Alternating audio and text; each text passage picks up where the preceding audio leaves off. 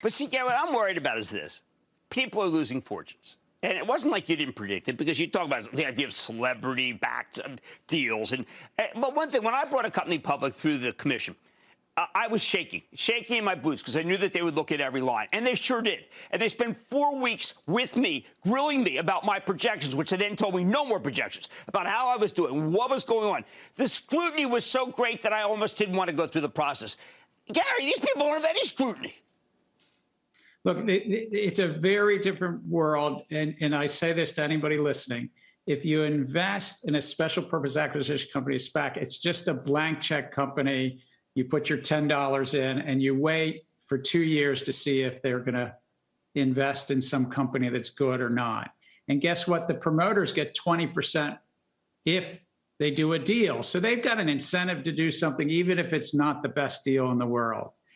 And the big investors often get out and redeem, and you're left in taking that sponsor promote, diluting you in that. Well, how do we change this? This is not right. There are people who have they own these things that are $4, $5, $6. They tell me, Gary, it's like, we lost everything. We didn't know we could lose everything. How did this happen? Well, so I've asked staff to give us recommendations. We have this commission, a 5-member commission, and hopefully we come to some consensus and put out to public comment a proposal. Now, what that really means is we're trying to make sure that you get better disclosure. Number 2, that the investment banker that you, Jim, were nervous about has to do that same rigorous analysis when they do the merger, when they look at that company. But make no mistake, there's sponsors in this that want to make a lot of money.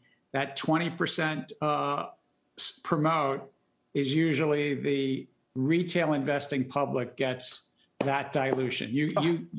There's a reason that these are costly enterprises for the retail public. Gary, Don't miss a second of Mad Money.